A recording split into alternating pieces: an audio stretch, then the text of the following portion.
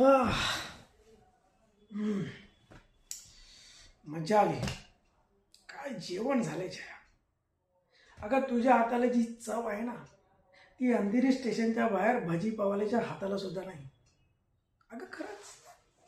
म्हणजे बघ ना, त्याच्याकडे एवढी लाईन असते की बस आली तरी तिकडे कोण जात नाही. अशी चव आहे तुझ्या हाताला.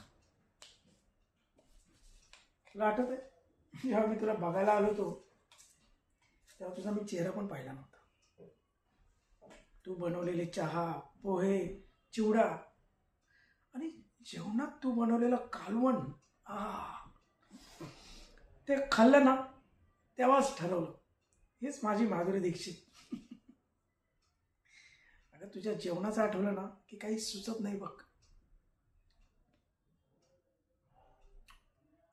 मग अगं ह्या घराची मालकीण तूच आहेस आणि मी तुझा सेवक. अरे देवा, विसरलो बघ. ए हे घे गजरा, माळ केसा. बघू कशी दिसते माझी जयाप्रदा. अगं कशाला चिंता करतेस, आपल्या मुलीचं लग्न होणार. अगं स्वामी आहेत ना, सर्व ठीक करते. अगं तू तिचा सारखा सारखा विचार करशील लग्नाचा तर होणार आहे का. जेव्हा तिचं लग्न व्हायचं तेव्हा होईल. स्वामी कधीच कोणाचा वाईट करू देत नाही, समजलं.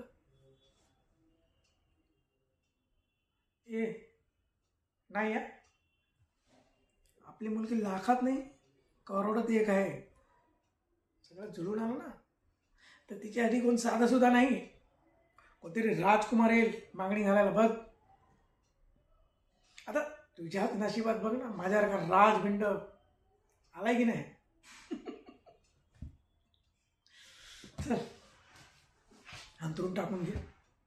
सकाळी लवकर उठायचं आहे.